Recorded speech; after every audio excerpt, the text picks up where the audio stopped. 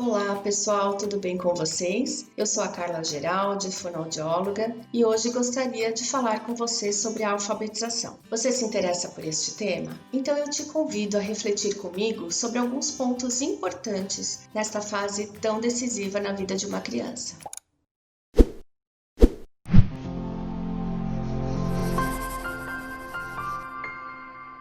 A alfabetização não pressupõe apenas aprender ler e escrever. Por que eu estou dizendo isso? Uma criança pode saber ler e escrever pequenas palavrinhas que estão presentes no seu dia a dia, como por exemplo o próprio nome da mãe ou do pai ou dos avós, e nem por isso eu digo que a criança está alfabetizada. A alfabetização pressupõe que eu consiga ter uma compreensão da minha leitura de qualquer texto que se apresente para mim.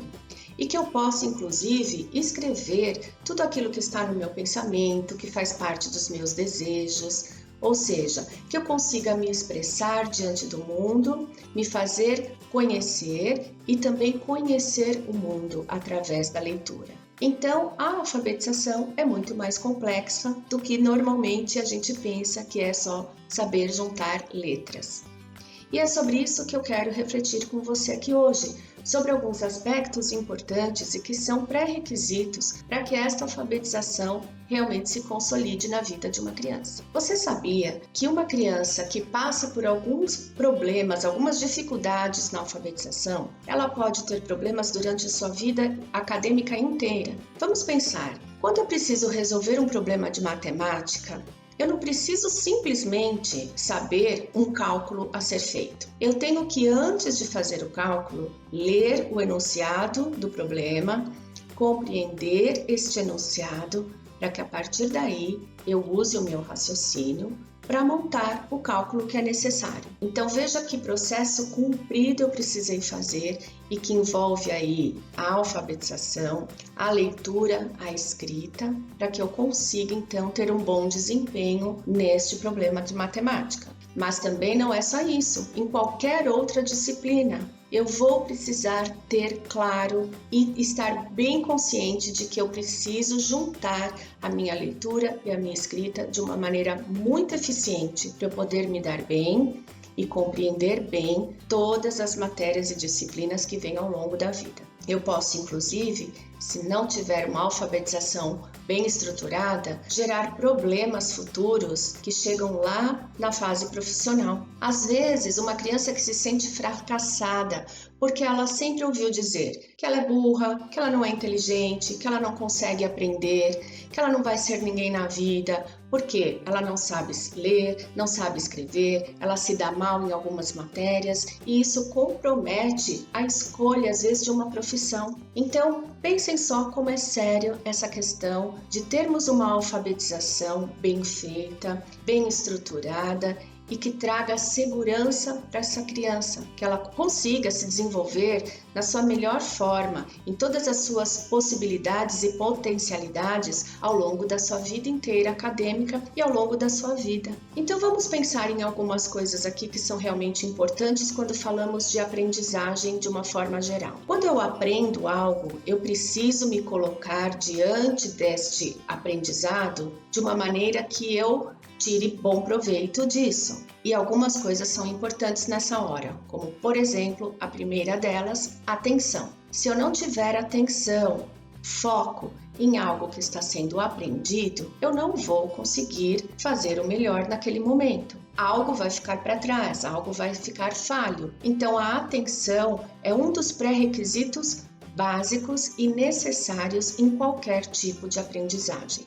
Eu preciso garantir que esta atenção esteja completa. Assim como também a memória. A memória também é importantíssima. Imaginem só, como é que eu consigo aprender algo novo se eu não tiver uma memória também estruturada? Por quê? A cada nova informação que chega até mim, eu preciso ter uma memória de algo que eu já presenciei, que eu já vivenciei, para que aquela nova informação que chegou faça sentido. E aí eu consigo então gerar um novo aprendizado em cima disso, porque eu posso ressignificar algo que já estava consolidado dentro de mim. Já era um aprendizado que estava guardado, armazenado dentro de mim. Então vejam só, atenção e memória são primordiais e eu não posso me esquecer disso quando eu falo em aprendizagem. Vamos lá agora a um outro aspecto que é específico da alfabetização, a linguagem oral. Se eu não tiver uma linguagem oral bem estruturada, eu não vou conseguir escrever e ler de maneira adequada. Por quê? A minha leitura, a minha escrita é baseada na minha oralidade. Nós temos um sistema de língua que é o sistema alfabético, ou seja, ele é baseado em som da língua. Então, quando eu falo, eu expresso, eu articulo sons que vão me ajudar, me apoiar na escrita e na leitura. Consequentemente, se eu não falo bem, eu não escrevo bem e não leio bem. Então, eu preciso estar atenta se essa criança tem uma boa linguagem oral. Um outro aspecto que também é bem importante na alfabetização são as capacidades de habilidades auditivas. Não é se eu escuto bem, mas é como eu interpreto esse som que chegou a mim. Ou seja, como eu interpreto o som de uma letra e como eu consigo representar este mesmo som na letra desejada. Para isso, eu tenho que ter uma capacidade boa de habilidade auditiva. Eu preciso realmente estar preparada para entender, compreender aquilo que chegou até mim. Senão eu também vou fazer uma confusão com os sons e isso não vai me ajudar na leitura e na escrita. Inclusive, vai me atrapalhar. Então eu preciso estar atenta a essa outra habilidade que é em relação à audição, as habilidades e capacidades de interpretação auditiva. E uma outra questão que também é muito importante, se não a mais importante quando falamos de alfabetização, é a consciência fonológica. O que é a consciência fonológica? É a capacidade que eu tenho de manipular, de interpretar os sons das palavras, as partes que compõem as palavras. Então, trabalhar essa questão de consciência fonológica com uma criança em fase de alfabetização, que está em fase de alfabetização, é tão importante que vai fazer toda a diferença nesse conhecimento dela e nesse preparo para que ela realmente seja bem alfabetizada. Vamos pensar, a consciência fonológica, ela diz respeito a toda aquela sonoridade que eu compreendo de uma palavra.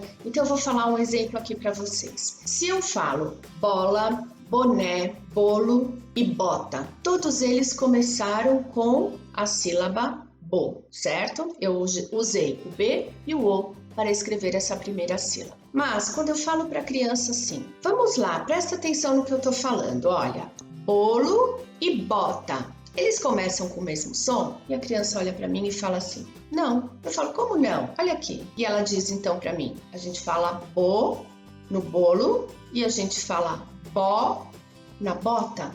Como que ele é igual? Então pensem, realmente ele não é igual. Um O, ele está fechado, o outro, ele está mais aberto. Isso dá uma sonoridade totalmente diferente.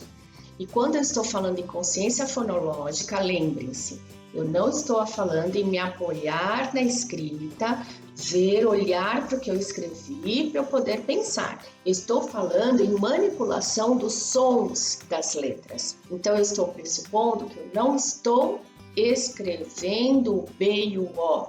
Eu estou pensando no som deles. E um é bo e o outro é bó. Então, é isso que se refere à consciência fonológica. Então, veja como é importante, quando nós trabalharmos com essa consciência fonológica, nós prestarmos atenção e tomarmos um cuidado que faça com que as palavras que a gente coloque para a criança dizer se são iguais ou diferentes, sejam realmente iguais ou diferentes. Então, veja, bolo se assemelha mais ao bo do boné e da bota se assemelha mais ao da bola. Então é nessa hora que eu tenho que criar estratégias que favoreçam essa consciência fonológica, que inclusive vai proporcionar para a criança uma facilidade muito grande em conseguir identificar os sons que depois vão ser transformados em letras. Então, gente, esse é um assunto bem complexo Esse é um assunto que é muito interessante e que exige muito estudo da nossa parte para que a gente garanta, sim, uma boa alfabetização para as nossas crianças. E tanto nós, fonoaudiólogos, que recebemos crianças com dificuldades de aprendizagem no consultório, ou professores, educadores que estão com essas crianças nas suas escolas, precisam conhecer sobre isso. É por este motivo que hoje eu deixei aqui o meu recado para vocês. Então eu convido que vocês entrem na página lá da Fono Online, onde nós temos vários vídeos, vários materiais, inclusive gratuitos, que vão te ajudar a enriquecer este seu conhecimento, que você possa estudar e refletir um pouco mais sobre a nossa prática profissional. Então, fica aqui a minha dica e nós nos vemos nos próximos vídeos. Até mais!